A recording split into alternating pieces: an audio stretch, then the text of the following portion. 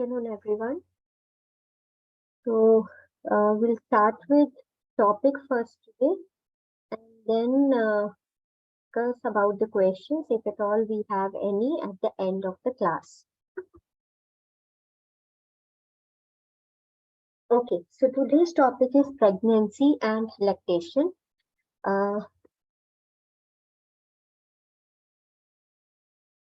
Okay, so pregnancy. Pregnancy, basically, a term we use this term during the period when a fetus is growing inside the mother's womb, inside the mother's uterus. This is the period from the time the fertilization takes place till the time of the birth.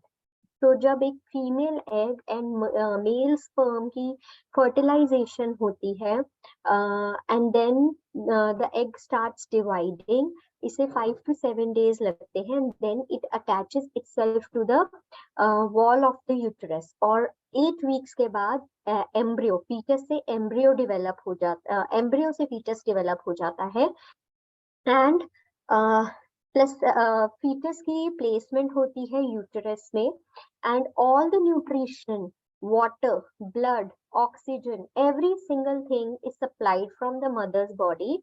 और वो जो supply का source होता है वो होता है placenta. Placenta is a pipe or a rod like tube like a structure जिसके थ्रू ये सारा पैसेज होता है. प्रेगनेंसी बेसिकली 9 months टेन्योर का होता है, या 40 या 3 ट्राइमेस्टर इसकी ड्यूरेशन होती है. प्रेगनेंसी को it is also named as intra uterine nutrition because all the nutrition, all the growth, every single thing is taken place inside the mother's womb. Each and every development of the organ is taken place inside the mother's womb. And during this phase, अगर कोई deficiency होती है, and the child will get that deficiency, this cannot be reversed. So we understand the requirements, dietary requirements जो increase होती है. Nutritional requirements, energy की requirement increase होती है by 300 kilocalories per day. This additional energy is required because placenta formation हो रहा है, fetus की growth हो रही है. Each and every single thing is being made inside the mother's womb. The maternal tissue, maternal body size also is increasing, and the BMR also increase. So for this purpose energy requirement increase होती है first trimester में, second and third में भी further increase होती है depending upon how the growth is happening. Protein requirement usually 15 gram increase होती है from the currently taken requirements. So अगर एक individual की 50 grams requirement है, it increases to 65 grams, and in case if there is deficiency of proteins, it will have an impact on the pregnancy outcome. Just give me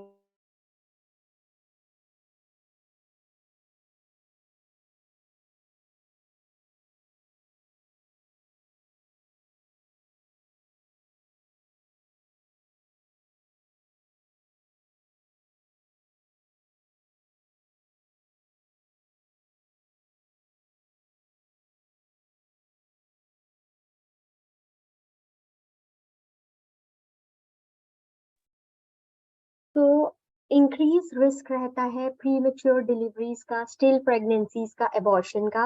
if there is protein deficiency in the diet, the fetus is going to grow. Yes, the fetus health will not be that adequate, but fetus is going to grow, and this growth will be at the cost of mother's health. Mother की body में से nutrients deplete होंगे, and that will be given to the fetus. बच्चे की maximum growth will not be obtained. There will be some or the other deficiencies. The brain health also gets impacted. This is all happens because of protein deficiency. Coming on to fats, fat requirement हमारी ज्यादा increase नहीं होती है. जितना भी हमारा total fat intake होता है, 30 gram of fat has to be from the visible fat, and rest of the fat from the invisible fat is okay. Now this 30 gram is required so that essential fatty acid requirements are met. And to meet the essential fatty acids requirement, 30 gram fats, visible fats हमें चाहिए होते हैं. Vitamins में अगर हम folic acid देखते हैं, this is the most important one, and usually when the women plans that she wants to conceive, usually prenatals लिए जाते हैं. Prenatals are like the female starts increasing her folic acid intake. Usually the requirement is 400 micrograms, but during the pregnancy ये 600 microgram पे increase हो जाती है. So अगर किसी को deficiency होगी तो chances are कि RBC formations कम होगी, blood formation कम होगी, neural tube defects हो सकते हैं, which are a little abnormalities in the child जो reversible भी नहीं है. So it is very safer कि folic acid good stores के साथ अगर एक female pregnancy enter करे तो that is safest. But एक sudden अगर pregnancy हो जाती है, 600 microgram of supplementation is given at that point during the sudden pregnancy, and अगर deficiencies हैं तो supplement ही help करता है, हम उस समय diet पे rely नहीं करते हैं. थायमिन की B6 पैराडॉक्सिन की रिक्वायरमेंट इंक्रीज होती है 0.6 मिलीग्राम से, and this is required for the synthesis of non essential amino acids, and ये ट्रिप्टोफैन को भी सिंथेसाइज करता है. एस्कॉर्बिक एसिड की रिक्वायरमेंट 10 मिलीग्राम पर डे से इंक्रीज होती है. Ascorbic acid because iron absorption में बहुत हेल्प करता है. Vitamin is that because blood volume rapidly increase होती है, blood levels rapidly has to be increased क्योंकि blood has to be supplied to the fetus body as well. तो उस केस में हमें ज्यादा RBCs चाहिए होते हैं, और ज्यादा RBCs के लिए हमें ज्यादा हीमोग्लोबिन चाहिए होगा. सो एस्कॉर्बिक एसिड आयन एब्जॉर्प्शन में हेल्प करेगा. विटामिन ए 4000 इंटरनेशनल यूनिट्स और 800 रेटिनॉल्स चाहिए होते हैं, जो कि फीटल ग्रोथ के लिए एडिक्वेट है. विटामिन डी कैल्शियम एब्जॉर्प्शन में बहुत हेल्प करता है, एंड बॉडी फीटस का जो स्केलेटल ग्रो होता है, स्केलेटल बनने के लिए 30 grams of calcium required. And if at all हमारी डाइट में प्रॉपर अमाउंट ऑफ कैल्शियम जा रहे हैं बट विटामिन डी सफिशिएंट नहीं है, तो कैल्शियम एब्जॉर्प्शन पे भी इम्पैक्ट होगा. So good vitamin D should be required which is around 5 milligrams micrograms per day. Vitamin E deficiency नहीं देखी जाती, it is very very rare, and in case अगर होती है इनफर्टिलिटी इश्यूज होते हैं, डैमेज हो सकता है फीटस को. विटामिन के की रिक्वायरमेंट रिकमेंडेशन हो जाती है 65 मिलीग्राम पर डे. विटामिन के बेसिकली हमें कोएगुलेशन ब्लड क्लॉटिंग के लिए चाहिए होता है, एंड ये यूजुअली अगर डाइट से मीट नहीं होता है तो कभी कभी विटामिन के इंजेक्शंस दिए जाते हैं, so as to make sure that during the delivery ज़्यादा losses ना हो, ज़्यादा blood loss ना हो. So that is a precautionary measurement that has been taken. Also neonatal मतलब बच्चे के जो hemorrhages होने के chances होते हैं during delivery, उसे भी ये protect करता है.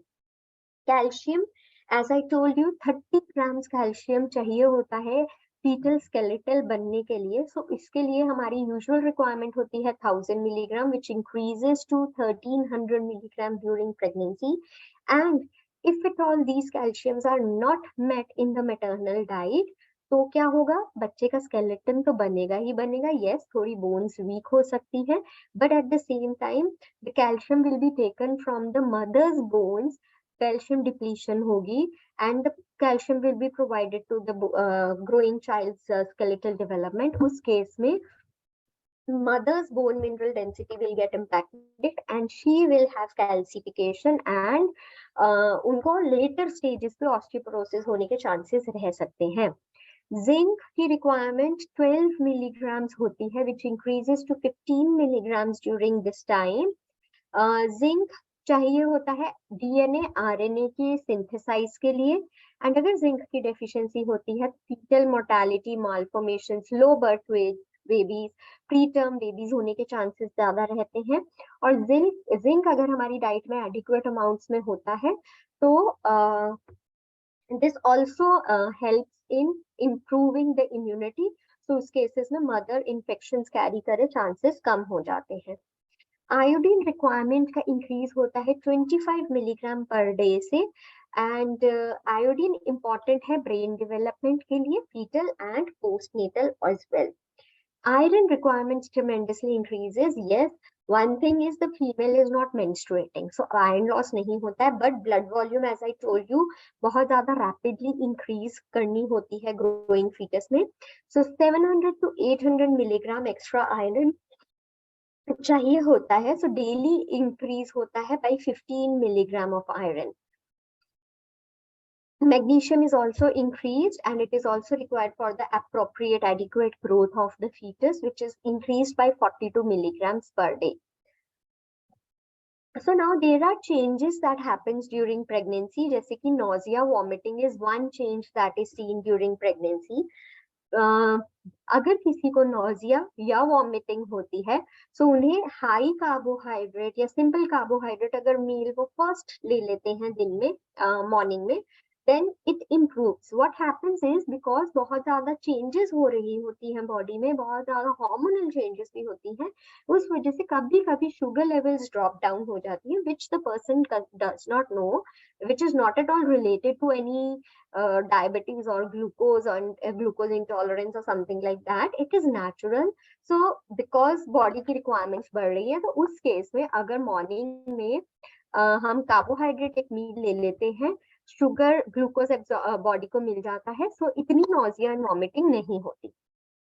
देन अगर नॉजिया एंड वॉमिटिंग है during the day, we should not be having fluids in between the meals, and we should not be having fluids with the meals. Fluid should be in between the meals. Small frequent meals होने चाहिए. High fatty spicy meals नहीं होने चाहिए. And अगर बहुत ज्यादा vomiting हो रही है तो हमें क्लियर लिक्विड डाइट भी लेनी पड़ती है. एंड कॉन्ट्ररी, इस फेज में वेट गेन की जगह पे वेट लॉस होता है. उस केस में doctor has to give certain supplements to meet the child's requirements. Second thing is heartburn. Heartburn का भी बहुत फीमेल्स को कंप्लेंट रहता है. सो इस केस में भी हमें स्मॉल फ्रीक्वेंट मील्स लेनी चाहिए. बहुत ज्यादा फैटी, बहुत ज्यादा स्पाइसी फूड्स अवॉइड करने चाहिए. इमीडिएटली मील के बाद you should not lie down. One should be at least walking for 5 to 10 minutes so that a proper digestion takes place. So this is true for pregnant women as well as all other individuals as well. One should never lie down. In case if one wants to take a nap during afternoon, वो immediately खाने के बाद नहीं, after 30 minutes nap लें, and वो भी 20 minutes से ज्यादा की नहीं होनी चाहिए. Constipation की भी issues बहुत रहते हैं pregnant women को.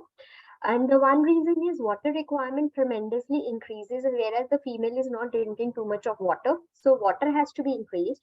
Fiber has to be added. Additionally 10 grams of fiber add कर सकते हैं. Also many females go sedentary. One thing is doctors recommend to for sedentary lifestyle or bed rest अगर कोई complications है. But if there are no complications, then the female should not go sedentary. She should be active. She should be doing some or the other physical activity. So general guidelines during pregnancy are ज़्यादा weight gain नहीं करना है. Weight gain 10 to 12 kgs होना चाहिए, उससे ज़्यादा नहीं करना है. And obviously बहुत कम भी नहीं करना है. Constipation नहीं होनी चाहिए, because directly indirectly constipation is accumulation of toxins within the body. Salt intake ज़्यादा नहीं होना चाहिए, because ज़्यादा salt intake की वजह से water retention, edema जैसे issues भी face करती हैं females. Intake of caffeine should not be there not more than 2 to 3 cups. Periodic health checkups, regular exercise, no smoking, no alcohol, no tobacco, and wrong beliefs and taboos को हमें follow नहीं करना है. There is a very thin line between the fact, the correct information and the myth or the food taboo. So हमें educate करना है कि हमें unhealthy patterns नहीं लेने हैं, healthy patterns लेने हैं, and what is the fact and what is the taboo, उसके बीच में differentiate करना आना चाहिए. This is the sample pregnancy plan. Obviously the portion size will change as per the female's body weight and everything. Coming on to lactation. Lactation is process. I'll just cover lactation and then I'll take your questions, and then we move on to the Ayurvedic perspective of pregnancy and lactation. So lactation एक process है जहाँ breast milk production होती है from the memory glands of the mother and American Academy of Pediatrics suggest and Indian Council of Medical Research and WHO also suggest exclusive breastfeeding for 6 months, which means कि बच्चे को सिर्फ और सिर्फ 6 months तक breast milk feed करवाना है. Not even the water requirements are water की भी कोई requirements नहीं होती हैं. Child has to only fed mother's milk. तो उस केस में बच्चे की जो न्यूट्रिशनल रिक्वायरमेंट्स है वो मीट इजीली हो जाती है. तो इसमें फायदा दोनों को होता है, मदर को भी चाइल्ड को भी. The benefits the child will have is the child will have good immunity, the child will be protective, उनको हाइजीन के इश्यूज या फूड पॉइजनिंग इश्यूज नहीं होंगे.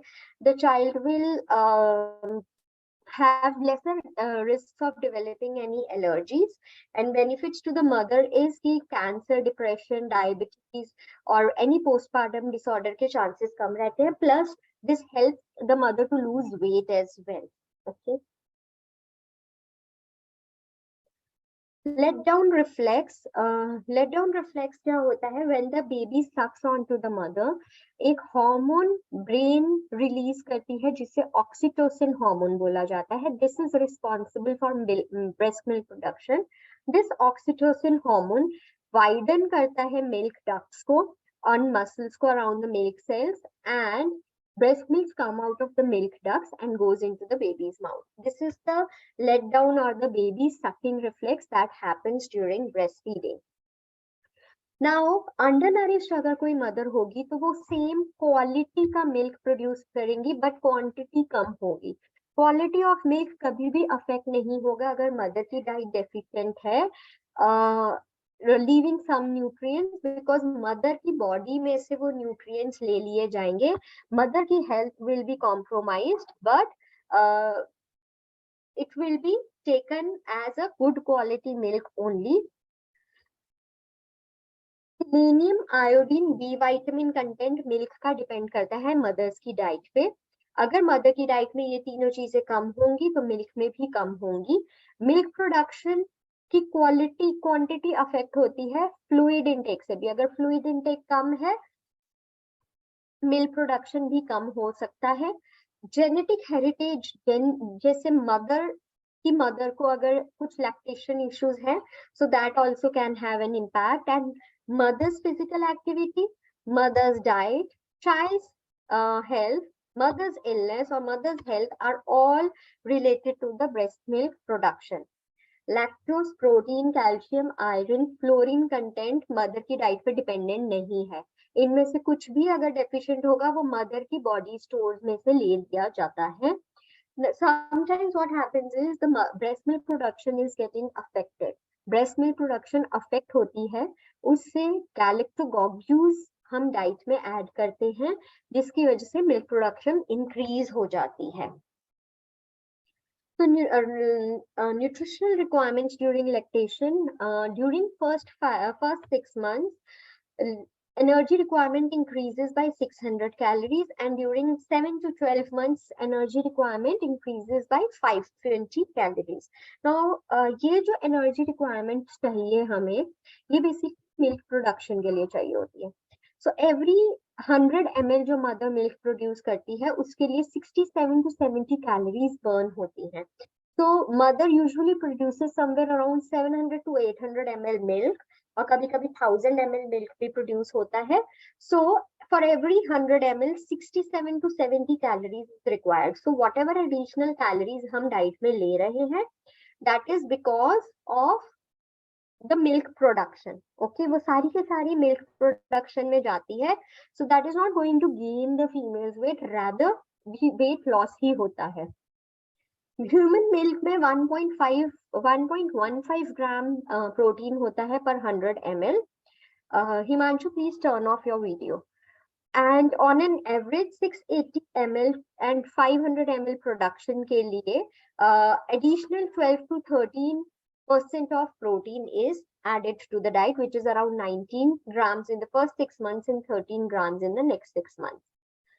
फैट रिक्वायरमेंट सेम रहती है, ओमेगा 3 फैटी एसिड्स चाहिए, 30 gram visible fat and rest of the fats coming from the invisible fat. These are the requirements which are required in the 0 to 6 months and 7 to 12 months.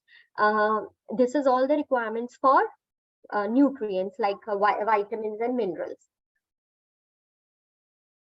Calcium, so हमने pregnancy के time पे पढ़ा कि हमें calcium चाहिए for the purpose of maintaining the skeletal mass, and now we need calcium because main element milk में calcium होता है. 200 milligram per day calcium from mother goes to the infant. It can be in the form of milk or it can be in the form of depleting from the mother stores.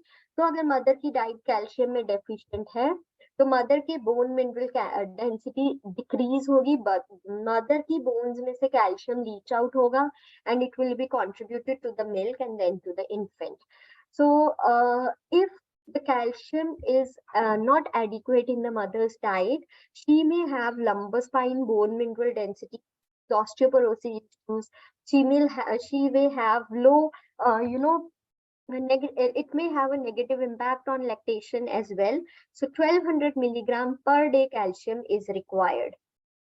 Iron की requirement increase नहीं होती, वो 25 milligram per day ही रहती है, because जब एक female exclusively breast feeding करवाती है तो वो एमिनोरिक स्टेज में होती है. एमिनोरिया रहता है where in the menstrual cycle is not there, and जब बेबी बॉर्न होता है the baby has good iron stores as well.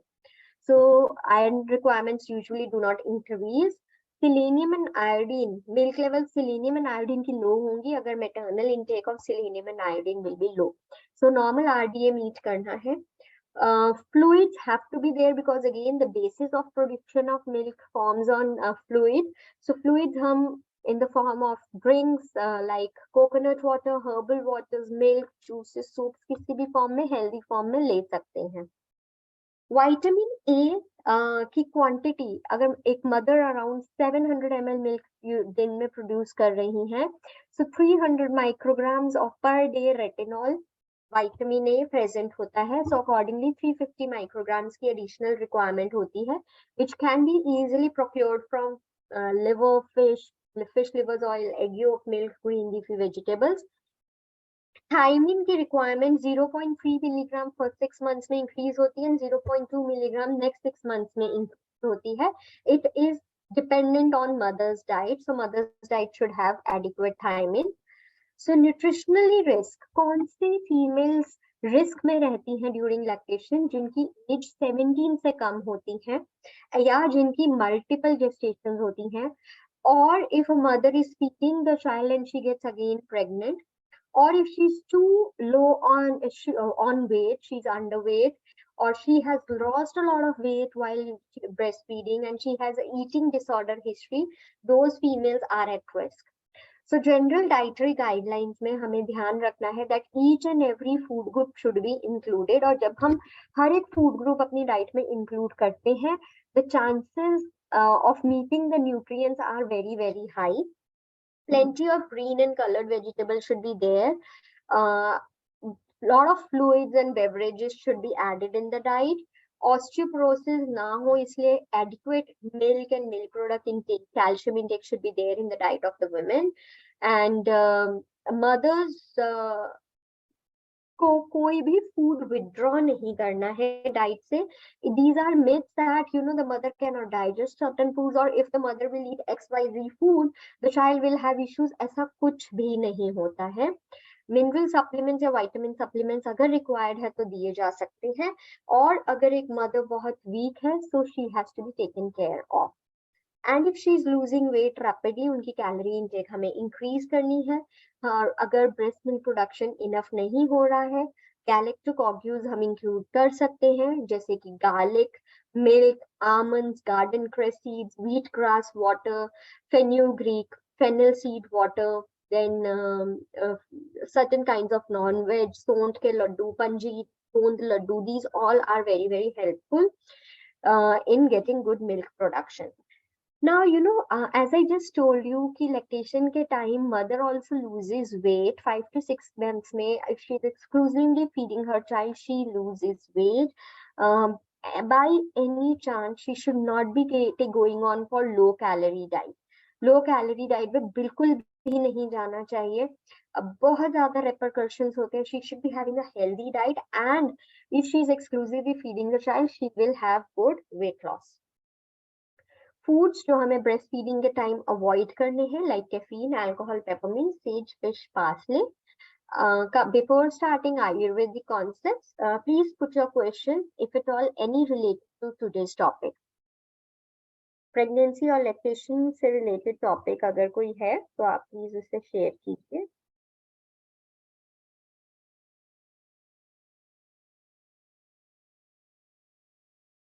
Yes, Hema, please ask your question. Good evening, ma'am. Good evening. Ma'am, after delivery बच्चों में हमेशा एक common देखा गया कि बच्चों को जॉन्डिस हो जाता है.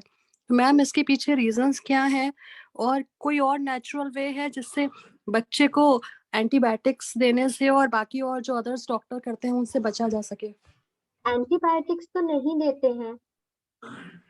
एंटीबायोटिक्स आप कब की बात कर रहे हो? जब बच्चे को जॉन्डिस हो जाता है और या फिर लूज मोशंस हो जाते हैं, मतलब कुछ आवर्स का बेबी है, तो डॉक्टर एंटीबायोटिक देते हैं. मैंने कुछ केसेस में मैंने ये देखा अपने सामने ही, आंखों के सामने. तो क्या रीजन है इसके पीछे? So when we are talking about jaundice basically जो न्यूबॉर्न बेबीज को होता है वो होता है बिकॉज उनकी बॉडी में रेड ब्लड सेल्स का काउंट ज्यादा होता है. और जब बेबी बॉर्न होता है तो वो red blood count cell break down होता है, and because it is breaking down and liver properly उस समय तक फंक्शन नहीं कर रहा होता है, तो बिलीरुबिन लेवल्स ब्लड में इंक्रीज हो जाते हैं, जो over the period of time naturally ठीक हो जाते हैं. फोटोथेरेपी, अगर न्यूबॉर्न बेबी को देखते हैं तो उनको फोटोथेरेपी दिया जाता है, विच इज अ लाइट का एक ट्रीटमेंट दिया जाता है जिससे कि जॉन्डिस यूजुअली ट्रीट हो जाता है एंड बेबी के लिवर को भी ओवर फंक्शन नहीं करना पड़ता और एक्सेस बिलिरुबिन बॉडी से रिमूव हो जाता है. नाउ मैम, जब तक बच्चे को फोटोथेरेपी दी जाती है तब तक बच्चे को लैक्टेशन भी अवॉइड करना होता है? नहीं, तो मैम उस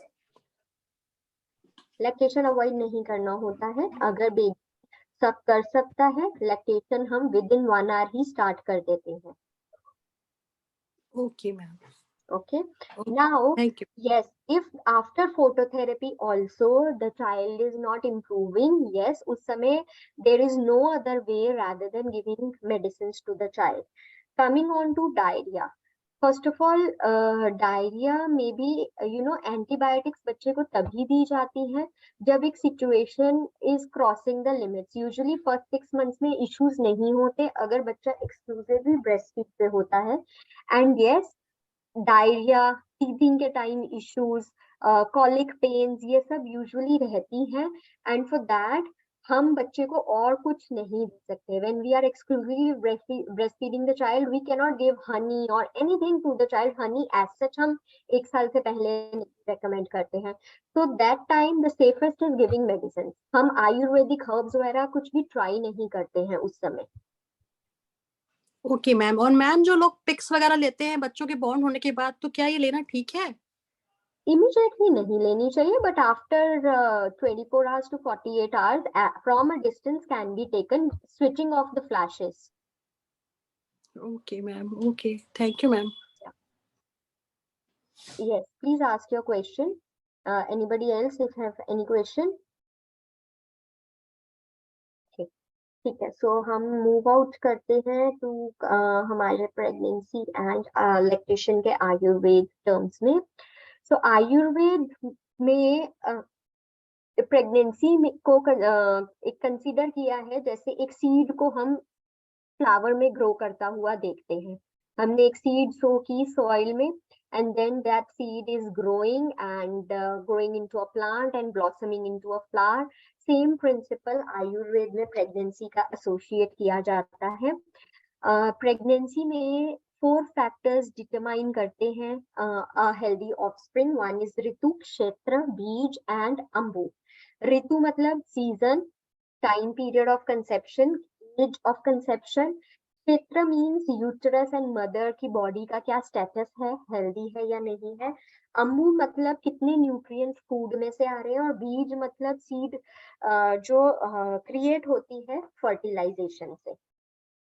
गर्भ संस्कार means how the child or the ovum ovulation is taking place, fertilization is taking place, the implementation has helped in the happened in the uterus, इसे गर्भ संस्कार के नाम से जाना जाता है।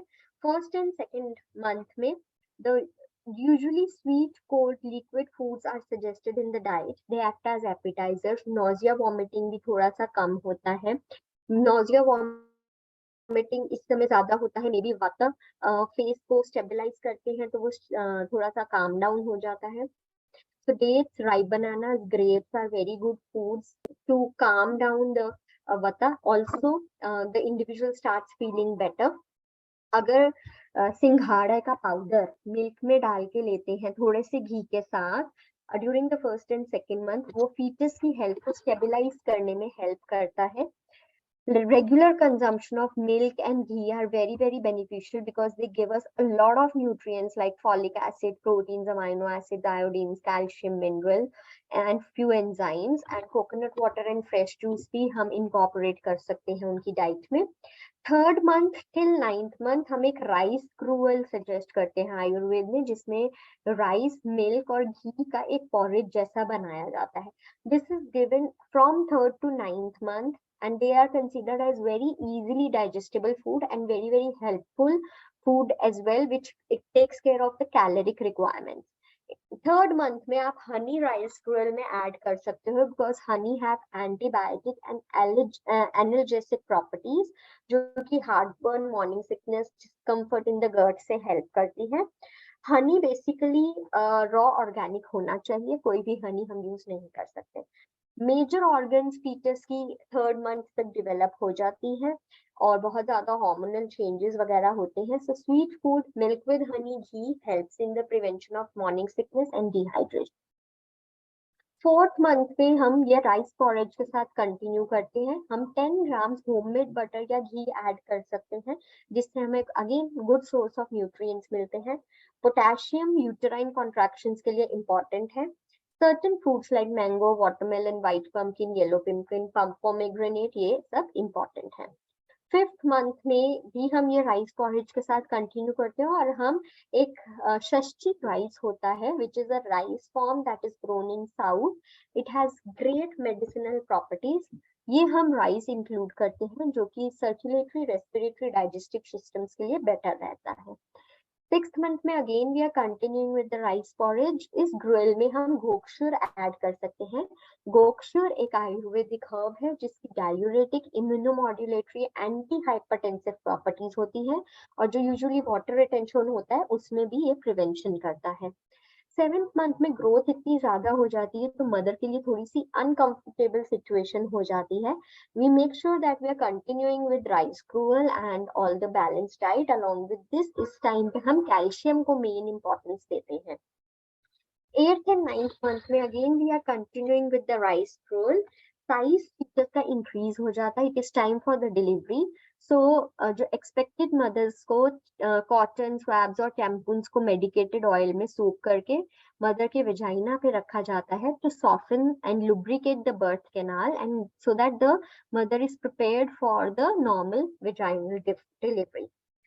So there are certain things that the pregnant woman should avoid, that is fasting, late sleeping till morning and sleeping at late till night, and overeating, doing long travelings, having too much of alcohol, tobacco, hot foods, fermented foods, watching something which has some negative depictions in them, and sitting in a hard surface for longer hours, lifting heavy things should be avoided. Post delivery एक mother and child they are very sensitive phase में होते हैं। Mother and child की immunity उस समय बहुत week है। उनकी इम्यूनिटी को बूस्ट करने को एक हेल्दी मील, हेल्दी डाइट लेनी चाहिए and they should be given massages उनकी करनी चाहिए। Regular mother and baby massages with medicated oils, herbal oils make sure करता है कि उनकी रिपेयर प्रोग्रेस हो रहा है, उनकी इम्यूनिटी बेटर होती है। तो this stage is to be taken care of. Lactation में oxytocin plays the role, and fennel seeds and fenugreek seeds, जब हम मेथी दाने का पानी या सौंफ का पानी देते हैं तो वो ब्रेस्ट मिल्क प्रोडक्शन में इम्प्रूवमेंट आता है। We can give this 2 to 3 times in the day। Shatavari, जिसे आयुर्वेद में क्वीन ऑफ हर्ब्स बोला जाता है, इसकी रेगुलर कंजम्पशन से milk breast milk production adequate होती है। एंड 1 चम्मच शतावरी मिल्क में रात को गर्म दूध में लिया जा सकता है। ड्रमस्टिक जूस या ड्रमस्टिक पाउडर अगर हम मिल्क में ऐड करके लेते हैं, या बेसिल लीव्स को बॉईल करके पानी में हम लेते हैं, that is also very good galactagogue use. Cinnamon is very good, and cinnamon also increase the milk supply and milk taste also। अगर ब्रेस्ट मिल्क अवेलेबल नहीं है तो हमें इन्फेंट फॉर्मूला ही देना चाहिए। Other milk should be started after the age of 1 only. And अगर breast milk production नहीं हो रहा है, there are certain Ayurvedic drugs that can be included, like Viranshali, Shashtika, Shatavari, ये सब हम इंक्लूड कर सकते हैं। That was all about pregnancy and lactation. Please put your questions. Any questions related to any topic? We have good 20 minutes for the discussion.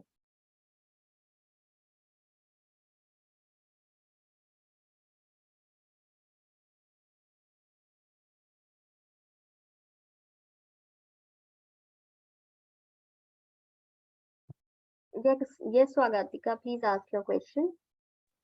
Good evening ma'am.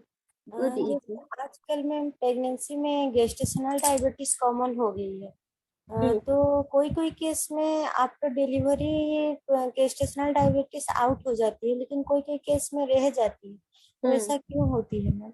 Because उनका dietary and lifestyle management अगर proper नहीं होता है, and stress issues रहते हैं, so basically diet and lifestyle.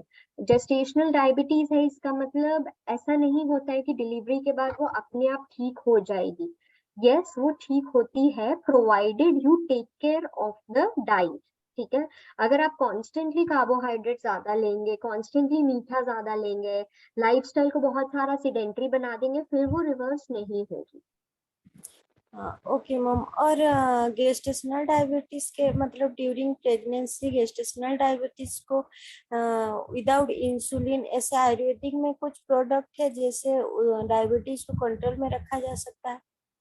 बहुत सारे हैं, सिनेमन है, जिंजर है, टर्मरिक है। हमने डायबिटीज में जितने भी आयुर्वेदिक फॉर्मुलेशंस दिए वो सब हैं, बट हम रिस्क नहीं ले सकते हैं कि you can start with Ayurvedic formulations, but अगर शुगर लेवल हमें 1-2 दिन या 4-5 दिन तक लगती है कि स्टेबलाइज नहीं हो रही, then we have to take the medicine, because वहाँ डायरेक्ट इम्पैक्ट फीटस पे पड़ता है। Okay ma'am. Yes, Deepika, please ask your question. Good evening ma'am. Good evening. Ma'am, आजकल प्रेगनेंसी में बहुत ही कॉमन हुआ है कि बच्चे का लंग्स मैच्योर करने के लिए फीमेल को अराउंड 8th मंथ में या फिर 9th स्टार्टिंग में इंजेक्शन लगाए जाते हैं। वो कितना हद तक सेफ है? या क्या वो हर एक? I have never heard this first of all, and I would say this is not at all a right practice. हाँ, बच्चे की लाइफ को रिस्क है तब ये किया जा रहा है, then it is okay. But if the child is healthy, which is around 2.5 kg से भी उनका अगर वेट ज्यादा है, तो ये सब करना recommended नहीं है। ठीक है मैम। और जैसे ma'am during pregnancy sometime starting 3 months के अंदर अंदर कुछ फीमेल्स को ब्लीडिंग हो जाती है समटाइम्स, कुछ हैवी लिफ्ट करना है, वो उससे उस ब्लीडिंग होने से बच्चे के ब्रेन पे इम्पैक्ट आता है, या फिर वो होना सेफ है या नहीं है, या उसे कंट्रोल मतलब किस हिसाब से किया नहीं कह सकते, पर ब्रेन पे इम्पैक्ट होगा ऐसा भी नहीं कह सकते। It is not safe, it has any negative impact on the mother or the child, so it should not happen. अगर स्पॉटिंग या ब्लीडिंग हुई है, proper scanning and everything needs to be done, and obviously then usually कभी कभी कुछ time के लिए female को बेड रेस्ट सजेस्ट कर दिया जाता है। जी मैम। और जैसे आपने बताया कि फोलिक एसिड एक मेन रोल प्ले करता है ड्यूरिंग कंसेप्शन टाइम, तो अगर कोई कपल प्लान करता है या करना चाहता है तो क्या फीमेल पहले ही फोलिक एसिड लेना स्टार्ट कर सकती हैं? पहले ही आई वुड सजेस्ट कि फिर वो फॉलिक एसिड रिच फूड्स लेना शुरू करें। तो अगर वो फॉलिक एसिड रिच फूड्स लेना शुरू करेंगे, वो इजीली अपनी 400 माइक्रोग्राम्स की रिक्वायरमेंट मीट कर लेंगे। सप्लीमेंट्स तब लेते हैं जिन लोगों को पता नहीं होता है कौन से फूड्स लेने हैं। सो फॉलिक एसिड बेसिकली हमें ग्रीन लीफी वेजिटेबल्स में एडिक्वेट क्वांटिटीज में मिल जाता है। So I would always suggest that since we are doing this course, we should always talk about supplements last में। So अगर हमारे लिए ये supplements हमने recommend करने हैं तो वो तो कोई भी कर सकता है। So folic acid basically all we get in whole wheat flakes, brand cereals में हमें मिल जाता है। Then rice flakes जो पोहा होता है, that also has good amount of folic acid। Then oats will have good folic acid. Then obviously wheat is a part, wheat does have, I'm just telling you the good sources of folic acid. Raisins are great source of folic acid. Raisins or kesar आप ले सकते हैं early morning, that is a great source. If somebody is a non-vegetarian, that is again a great source, non-vegetarian foods. Then fermented foods are rich sources of folic acid. Spinach, green vegetables, grains, they are all good sources of folic acid. ठीक है ma'am. Ma'am one more question कि जैसे papaya, क्या ये myth है, जैसे जितने भी बड़े बुजुर्ग से सुनने में आता है कि पपाया ड्यूरिंग कंसेप्शन पपाया और पाइनएप्पल नहीं लेना चाहिए, क्या ये सही बात है या ये मिथ है? ये सही बात है, बिकॉज पपाया में पेपेन एंजाइम होता है और पाइनएप्पल में ब्रोमेलिन होता है, जिसकी वजह से कॉन्ट्रैक्शंस होने के चांसेस रहते हैं। So during first trimester we do not want any contractions to happen, जिसकी वजह से miscarriages होने के chances होते हैं, so that is why they are avoided. Okay, thank you so much ma'am. Most welcome. Yes Hema, please ask your questions. Ma'am I have 3 questions. First is premature delivery में बच्चे को क्या health issues आ सकते हैं 7th और 8th month की अगर delivery हो? The child may have breathing issues, immunity low हो सकती है, ये मेजर इश्यूज होते हैं जो देखे जाते हैं। Rest obviously the body entire child is a weaker, so उनको एक्सटर्नली रखा जाता है intensive care units of the neonatal care units में, एंड मदर्स को एक स्पेसिफिक टाइम पे वहां पे बुलाया जाता है फीडिंग के लिए, and a lot of top supplementation is given to them.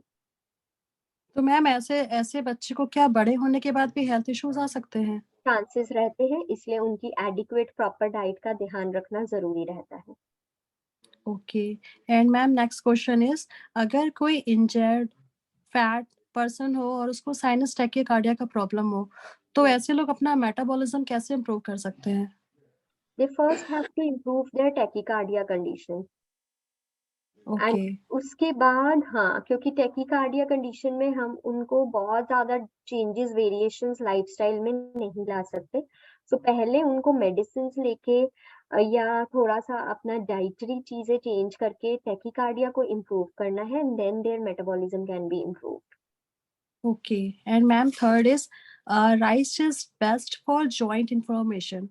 तो मैम राइस में R for rest, I for rice and C for compression and E for elevation.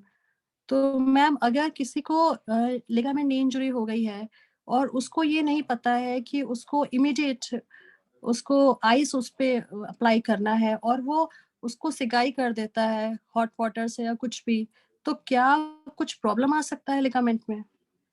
अगर बहुत ज्यादा हॉट की जाती है तो कभी कभी यस लिगामेंट इंजरी थोड़ी सी और ज्यादा वेयर एंड टेयर हो जाता है।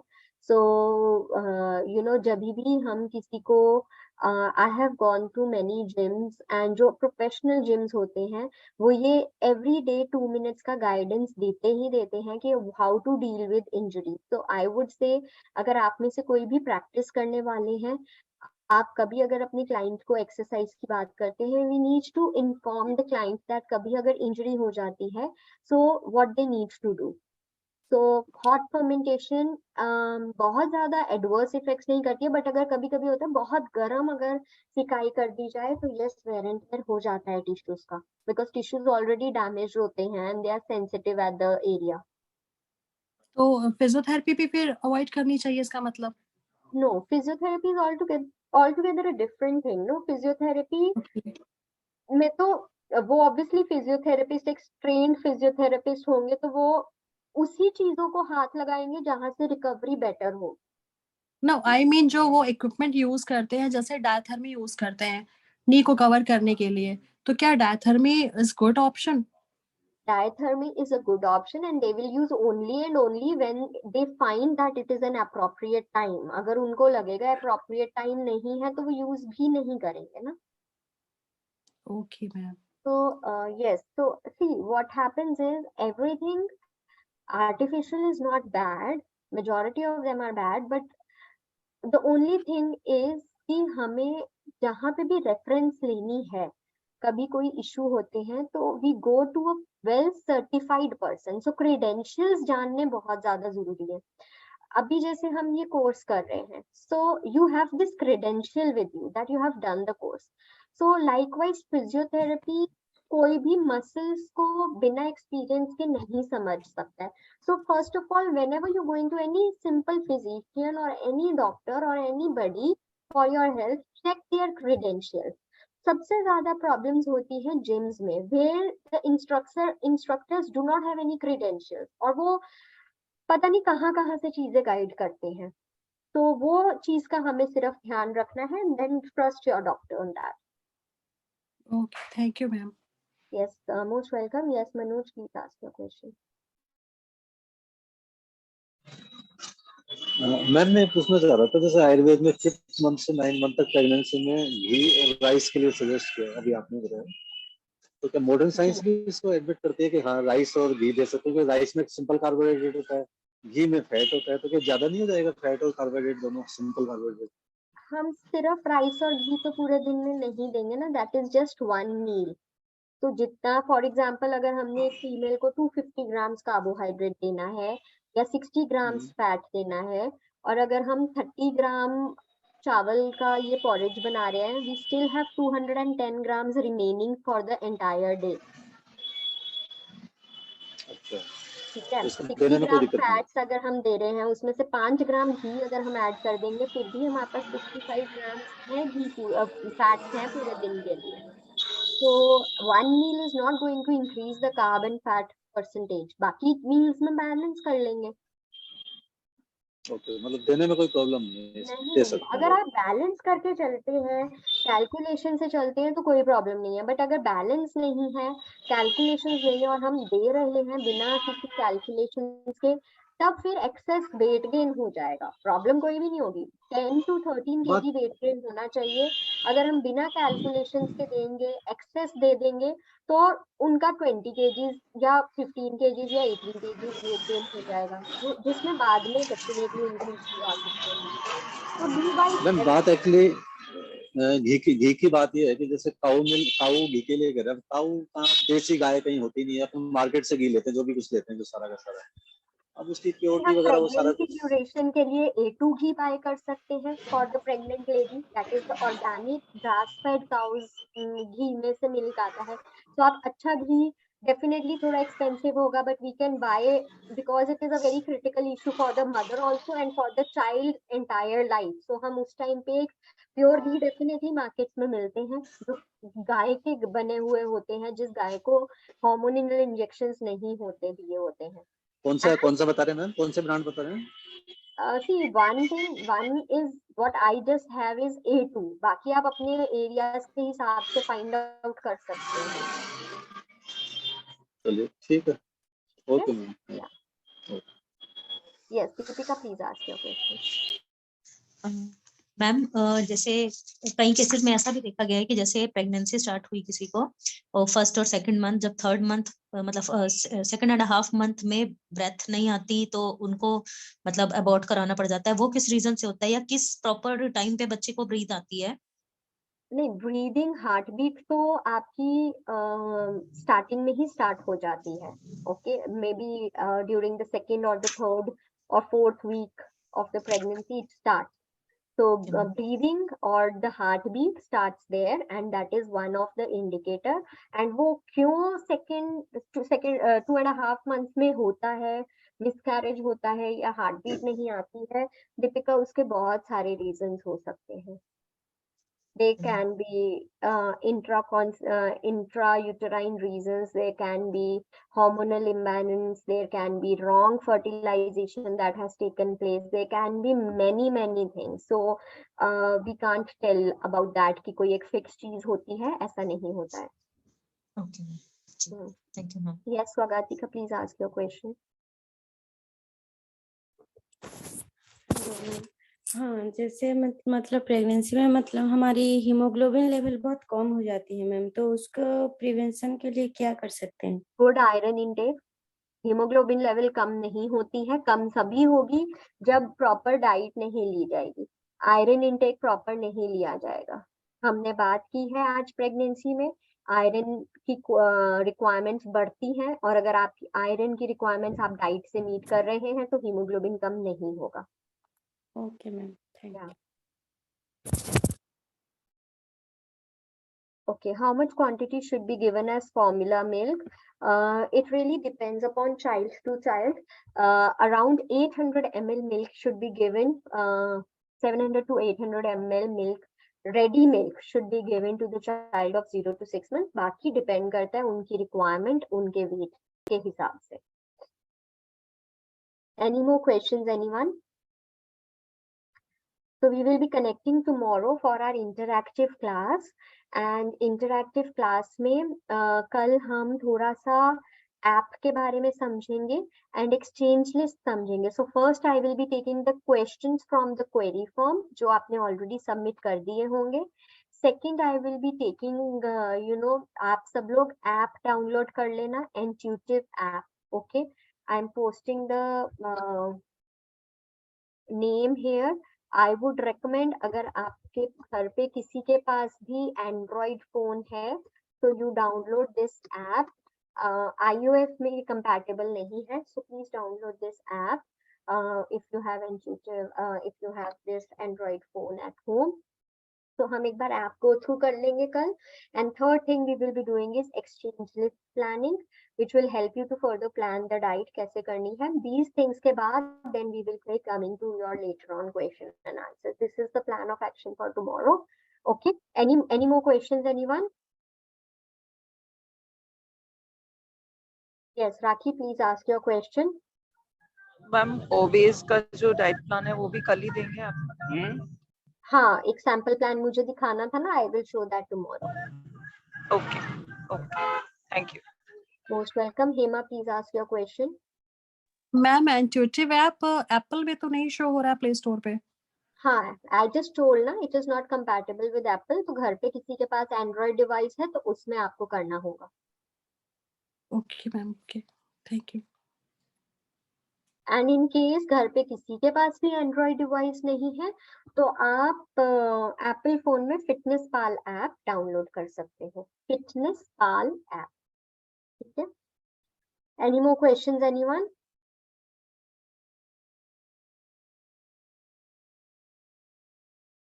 All right, if we don't have questions, let's wind up for today and I will see you all tomorrow. Thank you so much.